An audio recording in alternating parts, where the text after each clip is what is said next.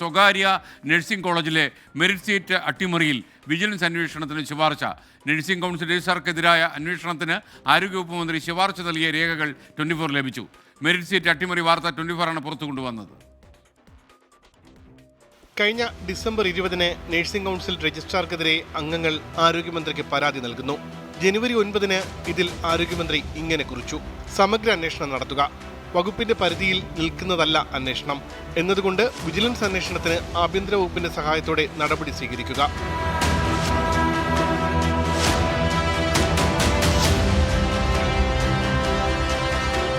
ആരോഗ്യമന്ത്രി ആരോഗ്യവകുപ്പ് additional chief സെക്രട്ടറിക്ക് കൈമാറിയ ശുപാർശ ആഭ്യന്തര വകുപ്പിന് കൈമാറും. നഴ്സിംഗ് കൗൺസിൽ രജിസ്ട്രാറുടെ വിശദീകരണം തേടിയ ശേഷമാകും വിജിലൻസിന് കൈമാറുന്നത്.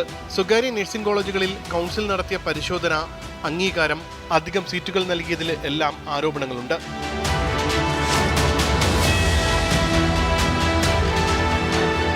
സ്വകാര്യ നഴ്സിംഗ് കോളേജുകൾ മെറിറ്റ് അട്ടിമറിച്ചത് 24 ആണ് പുറത്തുവിട്ടത്.